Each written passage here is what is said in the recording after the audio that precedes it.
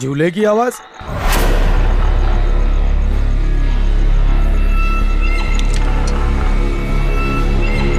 इतनी रात कौन हो सकता है?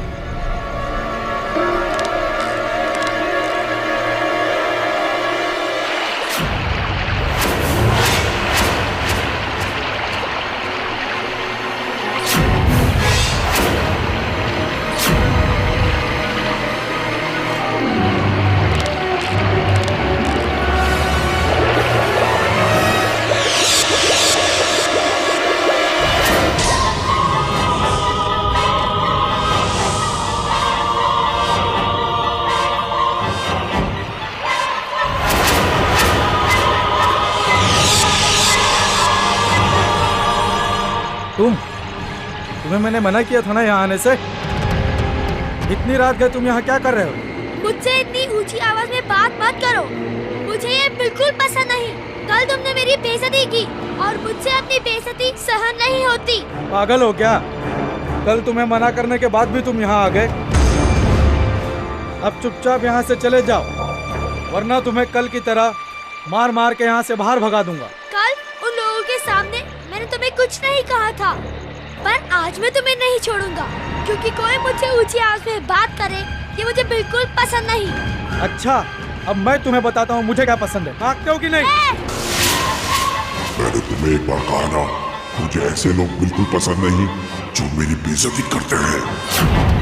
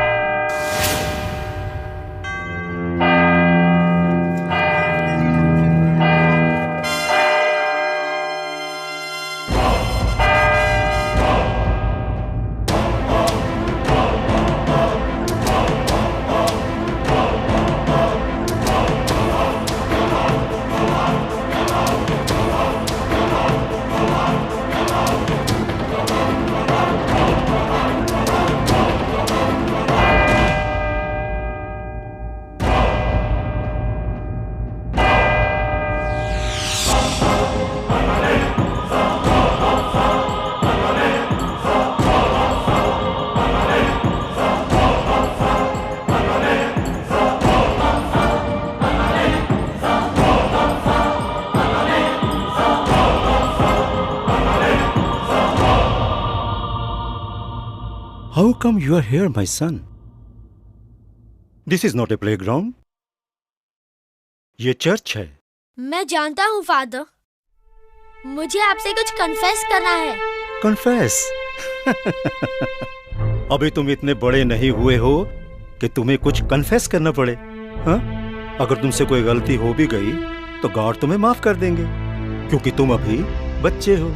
नो फादर, मैं ऐसा नहीं मानता। क्यों? तुम ऐसा क्यों नहीं मानती? क्योंकि ऐसा भी हो सकता है कि एक मासूम बच्चे में भगवान नहीं, शैतान छुपा हुआ हो। ये तुमसे किसने कहा? पहले आप मुझसे प्रॉमिस कीजिए कि जो मैं आपको बताने जा रहा हूँ आप वह किसी से नहीं कहेंगे। प्रॉमिस। मैं किसी से कुछ नहीं कहूँगा। कल रात आपने फैंटेसी लैंड के गेटकीपर के मरने की न्यूज़ तो सुनी होगी। यस, उसे किसी ने जलाकर मार डाला। किसी ने नहीं, मैंने उसे मारा था। I killed him, father. I killed him. तुमने उसे मार डाला?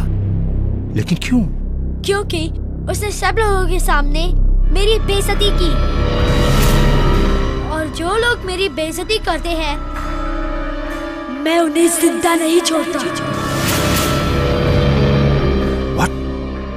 ये क्या मजाक है? ये मजाक नहीं है, ये सच है फादर, ये सच है। क्या तुमने ये बात अपने मम्मी पापा को बताई? नहीं, सिर्फ आपको बताई है। तुम मुझे अपने पापा का नंबर बताओ। फादर, आपने मुझसे प्रॉमिस किया था कि आप मेरी बात किसी से नहीं कहेंगे, और आप अपना प्रॉमिस तोड़ रहे हैं। लेकिन तुमने जो गुनाह किया है वो कोई छोटा गुनाह नहीं है, माय सन। फादर, बताओ तुम्हारे पापा का नाम क्या है? तुम्हारे पापा का नंबर क्या है? अगर तुम नहीं बताओगे तो मजबूरन मुझे पुलिस को बुलाना पड़ेगा। फादर, मुझे ऐसे लोग बिल्कुल पसंद नहीं है जो पहले वादा करते हैं और फिर उसे नहीं निभाते। You are breaking your promise, father. You are breaking your promise.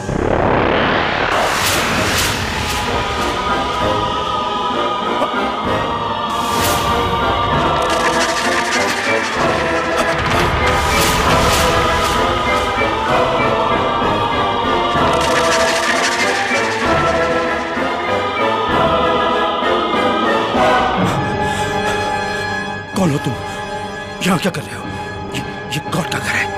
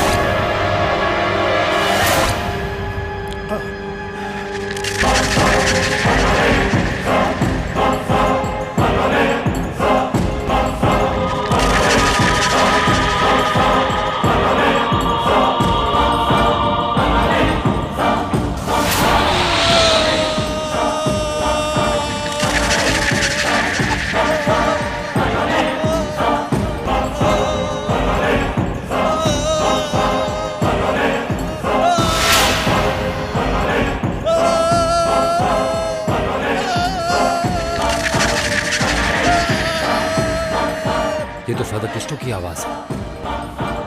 I think he needs help.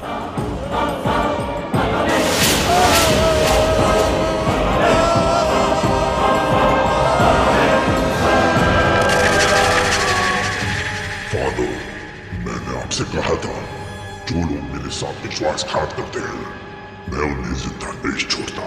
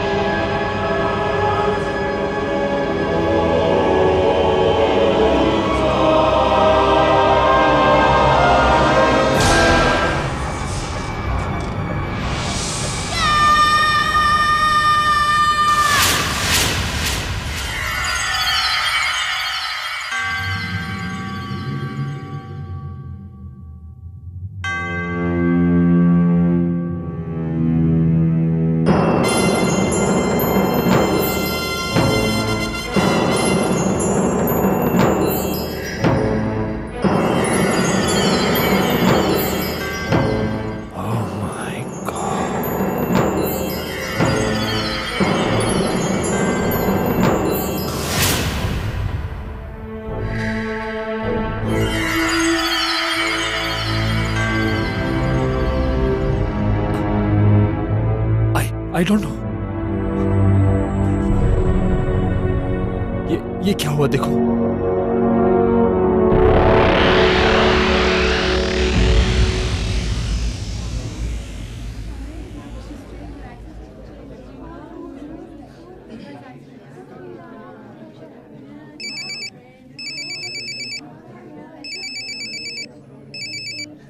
हाँ आलिया, रणवीर, कहाँ हो तुम? मैं यहाँ डॉकयार्ड में हूँ। बोलो क्या हुआ? फौरन सेंट पॉल्स चर्च पहुँच जाओ। यहाँ पे सीनियर फादर क्रिस्टो का मर्डर हुआ है। What? ठीक है मैं अभी पहुँचता हूँ। तुम लोग यहाँ पर तहकीकात करो, मैं अभी आ रहा हूँ।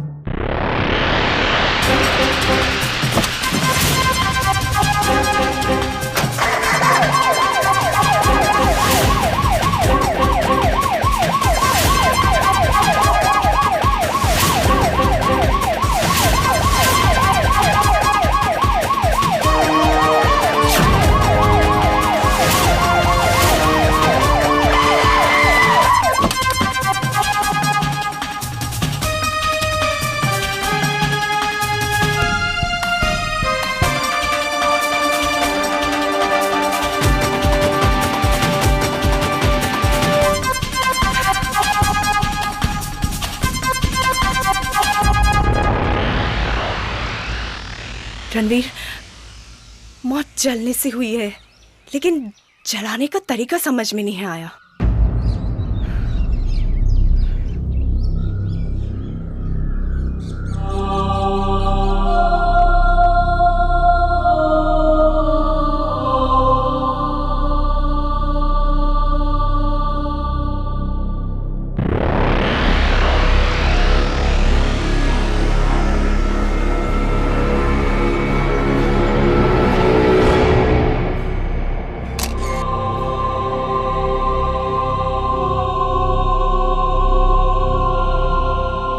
टीचर, क्या आप पूरे यकीन से कह रही है कि जब चीख सुनने के बाद आप यहाँ आई तो फादर डिकोना के सिवा यहाँ पर कोई नहीं था और लाश इसी जगह पर थी? हाँ, जब मैंने एक तेज चीख सुनी तब मैं अपने साथी टीचर्स के साथ भागते हुए यहाँ पहुंची तो मैंने देखा कि फादर डिकोना घबराए हुए लाश के पास खड़े थे, लेकिन फिर चुपचाप अचानक वो बाहर चले गए।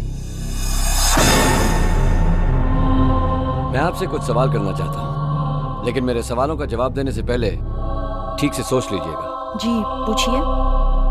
फादर क्रिस्टो की मौत के बाद फादर डिकोना इस चर्च के हेड प्रीस्ट बनने वाले थे। क्या आप मुझे बता सकते हैं कि उन दोनों के बीच में कैसे संबंध है? जी ये तो मैं नहीं जानती। मैं बताती हूँ। फादर क्रिस्टो और फादर डिकोना के विचार आपस में बिल्कुल नहीं मिलते थे। फादर क्रिस्टो अंधविश्वास पर बिल्कुल यकीन नहीं करते थे, जबकि फादर डिकोना वो उन सभी बातों पर यकीन करते थे, इसलिए अक्सर उन दोनों में बहस हुआ करती थी। क्या ये सच है टीचर? हाँ, ये सच है। मैंने भी फादर डिकोना को उनसे बहस करते हुए कई बार देखा था। वो दोनों एक दूसरे को बिल्कुल पसंद नहीं करते थे और इसलिए हमेशा एक दूसरे को नीचा दिखाने की कोशिश में लगे रहते थे। फादर क्रिस्टो का मानना था कि चर्च को अंधविश्वासों में बिल्कुल यकीन नहीं करना चाहिए, जबकि फादर डिकोना चर्च में प्रार्थना करने आए सभी लोगों में अंधविश्वास फैलाते रहते थे, इसलिए फादर क्रिस्टो उनसे नाराज रहते थे।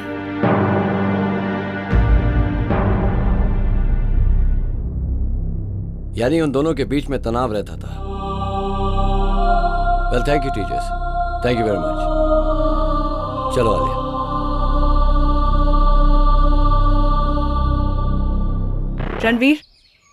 रणवीर, मुझे लगता है फादर क्रिस्टो की मौत बिजली का करंट लगने से हुई है। नहीं आलिया, फादर क्रिस्टो की मौत की वजह बिजली का करंट नहीं बल्कि कुछ और है। कुछ और? मैं समझी नहीं। अगर फादर क्रिस्टो की मौत बिजली की करंट की वजह से हुई होती तो उनकी बॉडी की हालत ये नहीं होती। ये मसला कुछ और है। मसला कुछ और है? रणवीर, फादर क्रिस्टो की मौत अगर इलेक्ट्रिक शॉक के कारण नहीं हुई तो फिर कैसे हुई? जैसे माइक्रोवेव में खाना भुन जाता है, रोस्ट हो जाता है, लेकिन उस प्लेट को कुछ नहीं होता जिसमें वो रखा गया है। रणवीर, तुम ये कैसी अजीब बात कर रहे हो? आलिया, आग में किसी चीज को भुनना और माइक्रोवेव में भुनने का फर्क सिर्फ यही है कि आग बाहर से जलाती है और माइक्रोवेव अंदर से, और फादर क्रिस्टो की बॉडी के साथ भी यही हुआ है। तुम्हारा मतलब ये वाटर पार्क के गेटकीपर के साथ जो हत्या हुई थी? Exactly. You mean to say pyrogenic की हरकतें? हाँ आलिया, पहले मुझे शक था, लेकिन अब यकीन हो गया। कि फादर क्रिस्टो की मौत पायरोकिनेसिस का केस है। हमें फादर डिकोना से फौरन मिलना होगा। Right. Come on, let's go. Ranveer, father डिकोना। Excuse me father.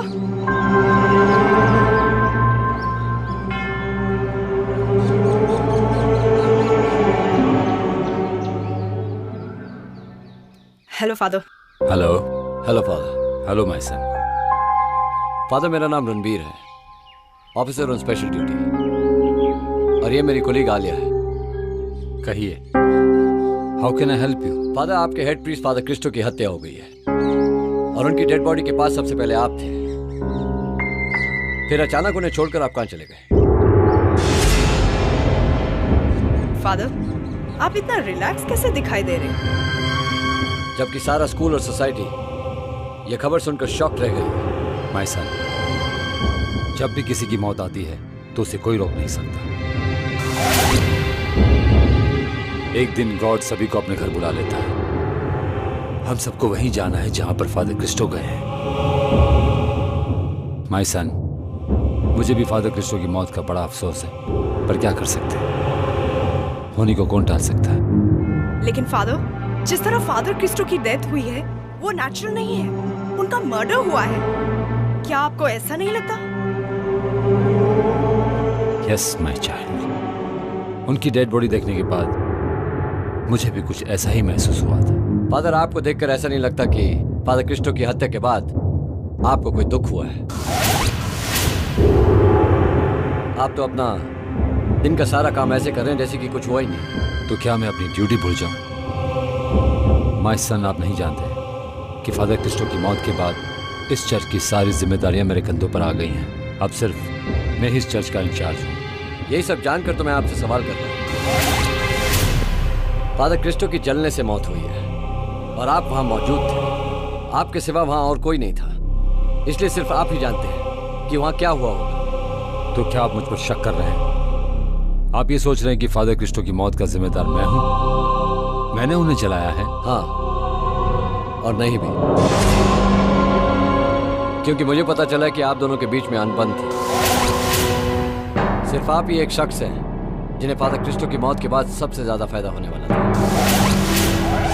सारे आई विटनेस भी आप ही की तरफ पॉइंट करते हैं कि उनकी डेथ के बाद उनकी बॉडी के पास सिर्फ आप ही मिले थे। क्या आप बता सकते हैं कि आप उनकी डेड बॉडी के पास क्या कर रहे थे? मैं पहले से वहां मौजूद नहीं था। जब मैंने एक चीख सुनी तब वहां भाग कर गया। चीख? किसकी चीख थी वो फादर? क्या आप हमें बता सकते हैं? जी, फादर क्रिस्टो की चीख थी। जब मैंने चीख सुनी तो मुझे ऐसा लगा कि फादर क्रिस्टो को मेरी जरूरत है। मैं वहां भाग कर गया। तब वहां मैंने एक बच्चे को निकलते हुए देखा। बच्चा? जी। कौन बच्चा? हमारे स्कूल का स्टूडेंट है, राहुल मल्होत्रा। क्या आपके कहने का मतलब है कि इस बच्चे का कुछ लेना देना है उस मर्डर से? जी नहीं, वो 12 साल का छोटा सा मासूम सा बच्चा है। एक्सक्यूज मी, मेरे प्रेयर्स का वक्त हो गया है। God bless you both. So what do you think? ये तो बच्चे से मिलने के बाद ही पता चलेगा।